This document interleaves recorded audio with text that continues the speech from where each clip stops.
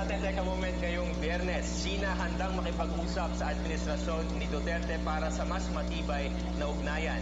Layunin ng China na ayusin ang bilateral ties sa Pilipinas, bagamat umiinit pa rin ang issue siyempre ngayon sa territorial dispute dahil nga dito sa West Philippine Sea. Sa isang press conference sa Beijing, nitong Miyerkules lamang, ayon kay Chinese Foreign Ministry spokesperson Hua Chunying, na makakamit ang common development kung aayusin ang bilateral ties sa pagitan ng China at ng Pilipinas. Dagdag pa ni Hua na lagi hangarin ng China na isulong ang isang foreign policy lilikha ng matiwasay na relasyon at pakikipag-ugnayan sa karating nitong mga bansa.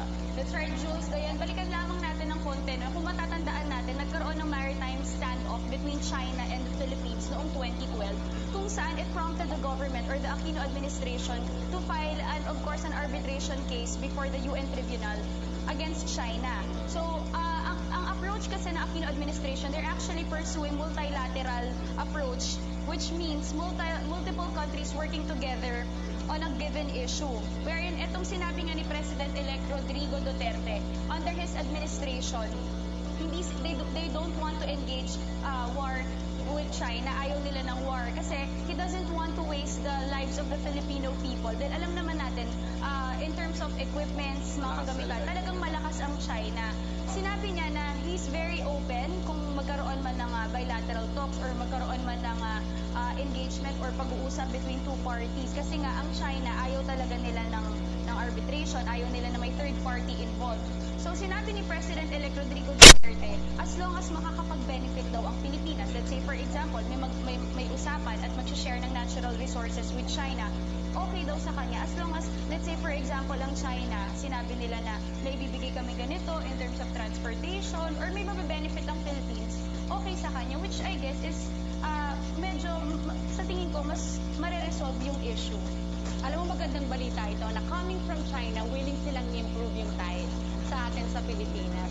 And naalala rin natin nung after some days na manalo si President-elect Duterte, nagkaroon din ng courtesy call with the Chinese ambassador to the Philippines. So this is in parallel with what President-elect Duterte wants. Ang magkaroon ng stronger bilateral talks with China. Kasi aminin naman natin, marami nang naapektuhan sa issue na ito, lalo na yung livelihood ng mga fishermen natin na malapit dun sa air na pinag-aagawan. So sana maayos na itong issue na ito as early as possible. At sabi nga natin, friendly neighbors naman tayo with China. So we are neighboring countries at ayusin natin itong magawa na ito. Sabi nga, ayaw natin ng gera, ayaw natin ng gulo. So peace talks would be a very good option para maayos itong issue.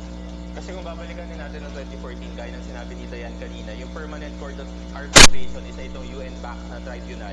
Ang strongest argument kasi ng China noon na walang jurisdiction itong UN, yung sa UNCLOS nga, itong United Nations Convention on the Law of the Seas, na hindi raw saklaw ang China dito. Pero ang naging ruling noon na debunk yung strongest case ng China na pasok pa rin sa jurisdiction ng UN itong Philippines at China. Kaya naman, ngayon yung inatabayan na natin kung ano yung magiging ruling nitong tribunal na to. Pero sana sa ulit-huli talagang maging maayos na yung bilateral ties ng China at ng Pilipinas. Kasi from the very start talagang maayos yung pakikipag-ugnayan natin. Marami tayong benefits na nakukuha from China to Philippines and Philippines to China. And of course, ayaw naman natin na masira yung relationship natin with China. At kung matatandaan natin, sa first round ng kaso, nanalo ang Philippines.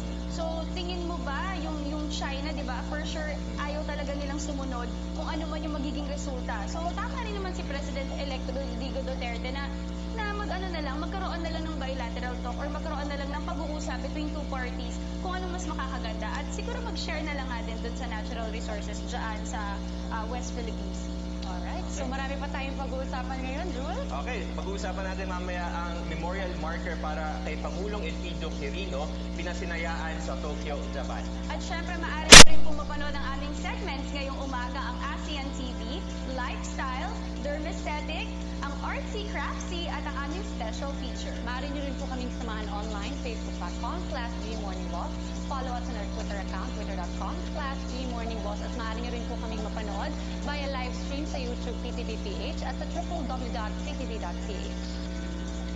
Okay, dyan lamang po kayo dahil tuloy-tuloy pa rin po tayo sa pagbabalik ng Good morning, boss!